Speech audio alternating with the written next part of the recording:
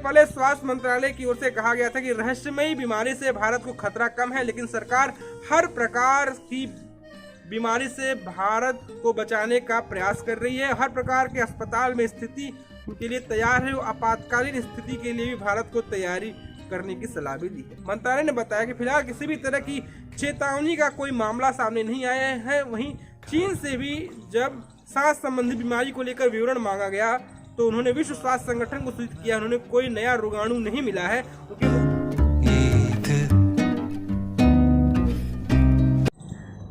नमस्कार, जय सिया राम, वंदे मातरम, हर हर महादेव। एक बार फिर आप सभी दोस्तों का जनमानस समाचार के आज के हमारे इस एपिसोड में आपका स्वागत है। आज जो हम चर्चा करने वाले हैं, हमारा मुद्दा है, हमारा टॉपिक है, वो है चाइना।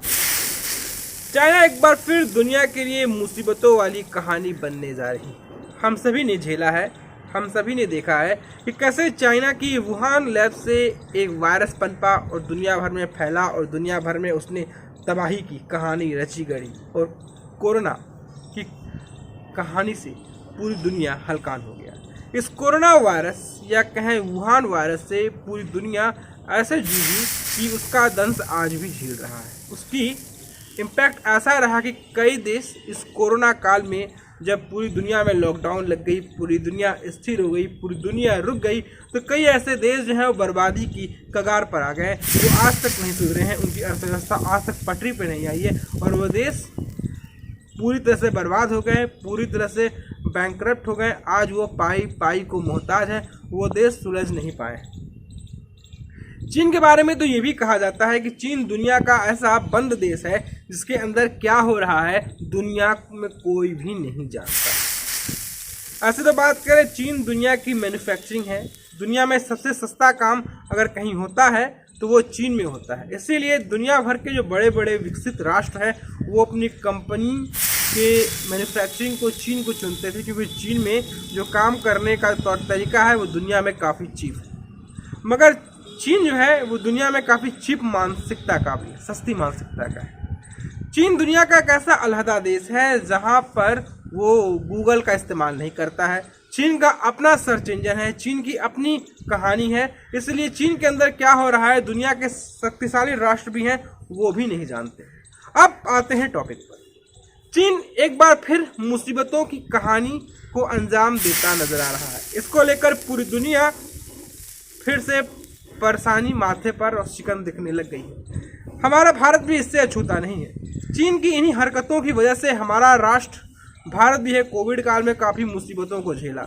अब कुछ अर्थव्यवस्था पटरी पर आ रही है तो चीन में एक और बीमारी जब दस्तक दे रही है, तो इसको लेकर सबसे ज़्यादा अगर चिंता किसी को है तो हमारे भारत राष्ट्र को है, क्योंकि चीन में अब निमोनिया फैलने लगा है। अब ये निमोनिया धीरे धीरे चीन को अपने अख्तियार में लेने लग गया है और चीन के लोग इस निमोनिया से परेशान होने लगे हैं और चीन की कहानी अब मुश्किलों में पड़ती नजर आ रही है। और वहाँ की जो आम पब्लिक है, आम जनता है, वो इस निमोनिया से पूरी तरह से हलकान होने लगी है।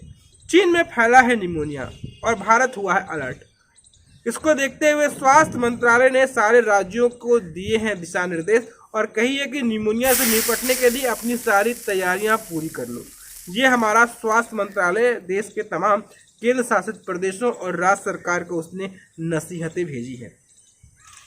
चीन में फैली है निमोनिया भारत की चिंता को बल दे दिया है। भारत में भी इसका असर देखने को मिल रहा है।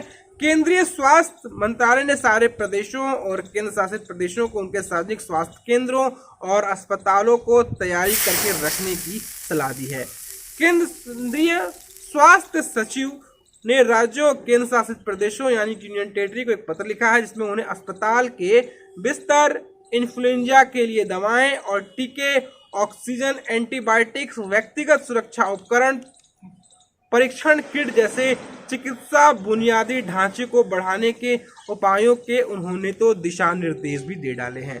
स्वास्थ्य मंत्रालय ने सभी राज्यों और केंद्र शासित प्रदेशों को कोविड-19 के संदर्भ में संशोधित निगरानी रणनीति के लिए परिचालन दिशा निर्देश लागू करने के लिए कहा है। ऐसे में जिला एवं राज्य अधिकारी ILI सारी इन्फ्लुएंजा जैसी बीमारी, गंभीर तीव्र सांस लेने वाले संक्रमण के मामलों पर नजर रखेंगे।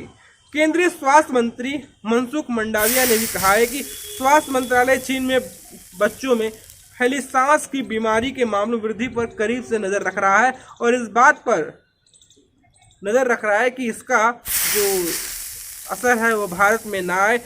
बता दें कि इससे पहले स्वास्थ्य मंत्रालय की ओर से कहा गया था कि रहस्यमयी बीमारी से भारत को खतरा कम है, लेकिन सरकार हर प्रकार की बीमारी से भारत को बचाने का प्रयास कर रही है। हर प्रकार के अस्पताल में स्थिति के लिए तैयार है। आपातकालीन स्थिति के लिए भी भारत को तैयारी करने की सलाह भी दी है। मंत्रालय ने बताया कि फिलहाल किसी भी तरह की चेतावनी का कोई मामला सामने नहीं आया है। वहीं चीन से भी जब सांस संबंधी बीमारी को लेकर विवरण मांगा गया तो उन्होंने विश्व स्वास्थ्य संगठन को सूचित किया। उन्होंने कोई नया रोगाणु नहीं मिला है। उनके मुताबिक मौसमी बीमारी के अलावा उन्हें कोई नया वायरस का पता नहीं चला है, लेकिन हालात जो हैं चीन में वो काफ़ी समस्या से ग्रसित नज़र आ रहे हैं और भारत सरकार इसको लेकर जो तैयारियों की बात कर रही है, सरकारी अस्पतालों को, स्वास्थ्य केंद्रों को इन्फ्लुएंजा से निपटने के लिए सलाह तक दे डाली है।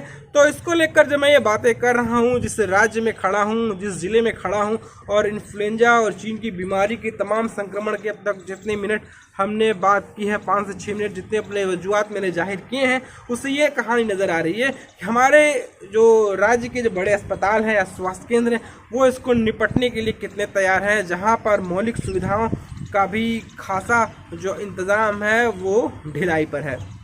हम अपने राज्यों की बात करें, अस्पतालों की हम बात करें, अपने ज़िले के हम अस्पतालों की बात करें तो यहाँ पर रेडियो जो थेरेपी होती है या फिर सरकारी अस्पताल में जो सुविधाएं होती हैं जो मुफ्त में मिलने वाली होती हैं, उनके लिए भी जो आम जनता है उसे जेबें ढीली करनी पड़ती हैं। इस चेतावनी का राज्य के उन सरकारी अस्पतालों या स्वास्थ्य केंद्रों पर कितना असर पड़ेगा ये तो देखने वाली बात होगी। रही बात चीन की, तो चीन का तो भाई मुझे पता नहीं है चीन क्या खेलेगा, क्या करेगा, कहानी क्या गढ़ेगी। उसकी कोरोना से तो पूरी दुनिया हलकान हो ही चुकी थी। अब देखना दिलचस्प होगा कि आगे आगे इस इन्फ्लुएंजा की कहानी, सांस की बीमारी जो चीन में अब कहर ढा रही है कि इससे दुनिया को भुगतना ना पड़े।